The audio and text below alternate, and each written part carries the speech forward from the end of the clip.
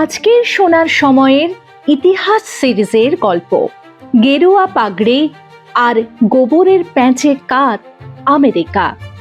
লেখক অর্পণ গুপ্ত, পাঠে বৈজয়ন্ত চক্রবর্তী। 1929 সাল। জাপানের বিখ্যাত রেসলার ম্যাটি মাতসুদা ছিটকে পড়লেন রিংয়ে। আমেরিকার টেক্সাস শহর তখন দেখছে কিভাবে এক ভারতীয় রেসলার জাপানি দৈত্যকে ধরাশায়ী করছেন রিংয়ে। এই ভারতীয়ই ছিলেন বসন্ত সিং।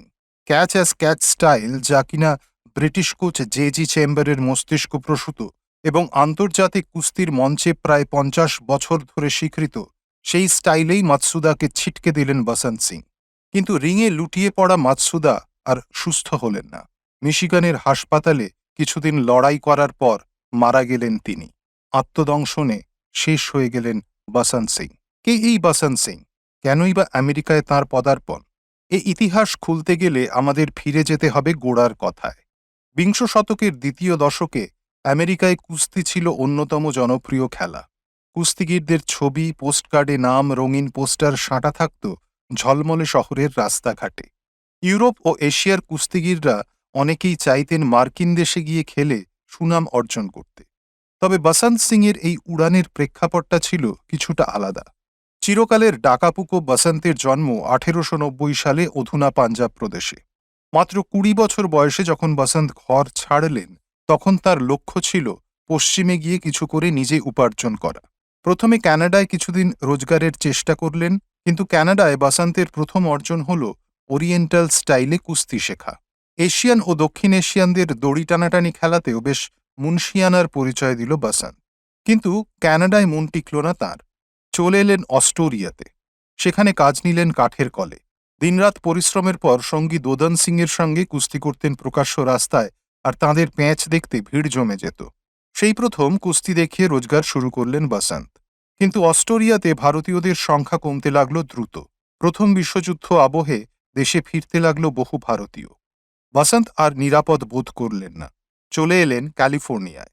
রোজগারের জন্য ওরিয়েন্টাল কার্নিভালে হিন্দু সাধু সেজে অভিনয় শুরু করলেন তিনি। কিন্তু 1920 সালের পর পাকাপাকিভাবে কুস্তিতেই মনোনিবেশ করলেন বসন্ত সিং। দেশে আর ফিরবেন না মনস্থির করলেন, কারণ সে সময় মার্কিন সরকার এশিয়ানদের বিরুদ্ধে নানা আইন জারি করে সে দেশে থাকা কঠিন করে দিচ্ছিল। তাই দেশে ফিরলে আর আমেরিকায় ঢুকতে পারবেন না, এই ভয় পাকাপাকিভাবে প্রবাসী হয়ে গেলেন বসন্ত। ঠিক এ সময় আমেরিকার বুকে আবির্ভাব হল এক বাঙালির। তিনি যতীন্দ্রচন্দ্র গুহ। মিডিয়ায় যিনি জনপ্রিয় হলেন গোবর গুহ নামে। আমেরিকায় এসে এডি স্যান্টেলের মতো কুস্তিগীরকে হারিয়ে তিনি হয়ে উঠলেন দক্ষিণ এশিয়ার মুখ। মার্কিন মিডিয়াতে খবর হলো গোবর গুহকে নিয়ে যে তিনি নাকি সোনা চিবিয়ে খান। সেই থেকে হৈ হৈ পড়ে গেল ক্যালিফোর্নিয়া সহ মার্কিন মুলুকের সমস্ত শহরে। 5 বছরের মধ্যেই যদিও গোবর দেশে ফিরে এলেন, কিন্তু তার এই প্রভাব থেকে গেল আমেরিকায়, যার সুফল পেলেন বসন্ত সিং। গোবরের চলে আসার পর আমেরিকায় ভারতীয় কুস্তিগীরদের যে জায়গা তৈরি হলো, সেখানে নিজেকে প্রতিষ্ঠা করলেন বসন্ত। মন্টানা, ওয়াশিংটন, ভ্যাঙ্কুভার বিভিন্ন জায়গায় তিনি খেললেন। ববি রস্কো, পিট হারম্যানদের মতো কুস্তিগীরদের সঙ্গে বসন্ত সিংয়ের ওপরেও বাজি ধরতে শুরু করল আমেরিকার তরুণরা। হিন্দু মিস্ট্রি ম্যান, মার্কিন মুলুকে এই নামেই পরিচিত হয়ে গেলেন বসন্ত সিং। সে সময় এশিয়া বা ইউরোপ থেকে যে সমস্ত কুস্তিগীররা যেতেন, তাদের নিজের ধর্ম বা দেশের নামে নাম দেওয়ার চল ছিল আমেরিকায়। তবে বসন্তকে হিন্দু মিস্ট্রিম্যান বলার পিছনে ছিল তার গেরুয়া পাগড়ি। বহুবার তিনি ওই পাগড়ি পরেই গেছেন রেসলিংয়ের মঞ্চে।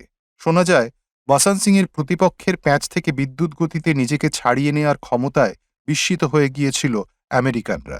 1930 সালে তিনি 2 ভারতীয় কুস্তিগীর দৌলা মোহাম্মদ আর ফজলের ম্যানেজার হিসেবেও কাজ করেন। তাঁর এবং গোবর গুহর অনুপ্রেরণাতেই ক্রমে আমেরিকায় বাড়তে থাকে ভারতীয় কুস্তিগীরের সংখ্যা। Kim, Kismet, around the world in 80 days সহ বহু চলচ্চিত্রেও তাঁকে দেখা গিয়েছিল পরবর্তীকালে। লস অ্যাঞ্জেলেসেই বাকি জীবন কাটিয়েছিলেন তিনি। 1965 সালে তাঁর মৃত্যু হলেও আমেরিকার কুস্তি জগতে, হলিউডে ততদিনে জনপ্রিয় হয়ে গিয়েছিল তাঁর পাগড়ি। এক ভারতীয় হিসেবে আমেরিকার মাটিতে এই সোপানের খতিয়ানও অমর হয়ে গেছে ততদিনে।